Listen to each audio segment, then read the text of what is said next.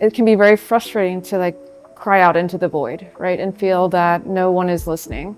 And I think that we have a lot of writers, a lot of artists, not just poets, who feel that way. They feel lost.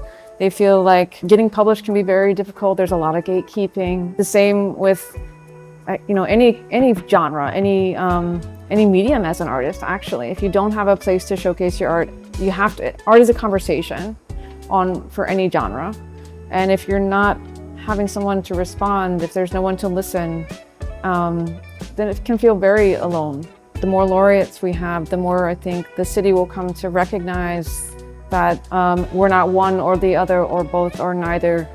We are a city that tells its stories from all these different voices. So I was really shocked and overwhelmed when I first heard the news, and then it was a huge discovery for me as I started to talk to people and engage with the city to realize how few people were aware that we had this position and what it meant. So for me, the journey was one of discovery initially, and having these conversations with people to just say, well, what does that mean when you say you're a poet laureate? Does that mean you're the queen of the poets? Or,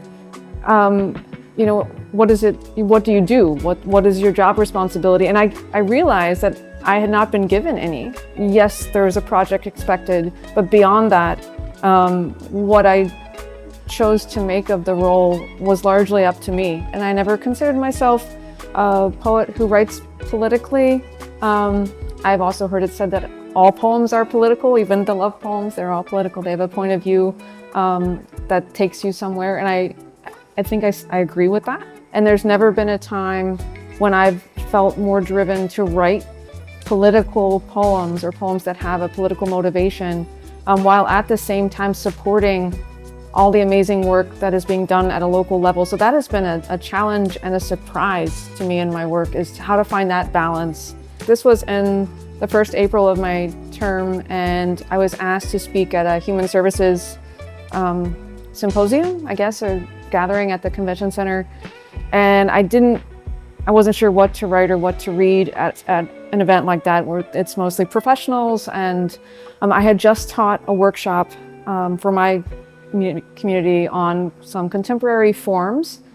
And this was also the time when there had been a lot of youth violence in the city and several deaths by violence, youth deaths, within a couple weeks span. That was pretty striking and shattering to, I'm sure, these communities, and to, just reading about it on the news, you're like, oh my gosh, this is happening here. Writing about something that is either very close to me or very traumatic that I haven't fully processed, I like to write in form. That's a good tool for me to write, to put a box around the emotion. And so I was teaching this workshop and I wrote this formal poem about this gun violence and the deaths of these youths.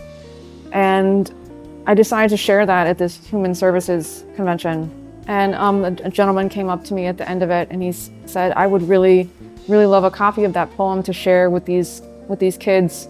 I said, sure, you can have it. And he's like, I know these kids. I know the people who this happened to. This formal poem that was an academic exercise for me to try to come to terms with my own processing of the situation. Poems can connect people who's like, I never would have met this gentleman otherwise if I hadn't gone to this symposium for human services. And I wrote this poem because of a current event that was happening here that he's trying to combat with the work that he's doing through sport. And this connection of these worlds through a very short poem was just amazing to me. And that is the power of what poems can do. I have always believed very, very strongly that everyone has a voice and we all have something to say, and to contribute fully as members of society and to live our own fullest lives, we need to feel free to express those voices. I think with poetry especially, so many people will think, well, I never studied it. I don't have the right words. I don't have the right training. I don't have the right background. I don't have this or that. I really don't believe that's true. I believe everyone has a voice that's valid, that needs to be heard, that the world needs to hear. We do open mics and programming, as well as craft workshops, critique groups. This is the work that I do, that I've been doing for over a decade and have continued to do throughout my laureateship. I think that is the good work, to help people have the confidence to express their voices. Don't be afraid. And that's really, I guess, my biggest regret is that I was so hesitant at first, I think, to ask questions or to say, is this possible? Roscoe and I come from two very different backgrounds as far as our how we came to poetry and what our focus is.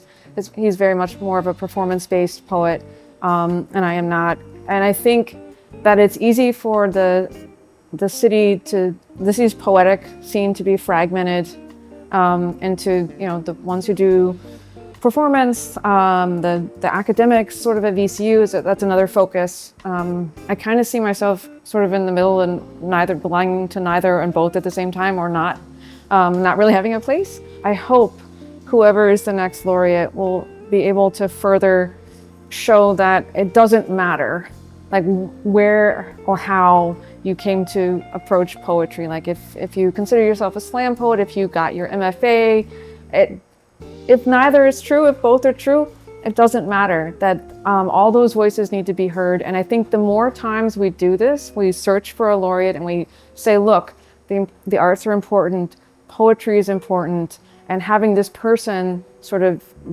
be in the spotlight to show that it doesn't matter where they come from.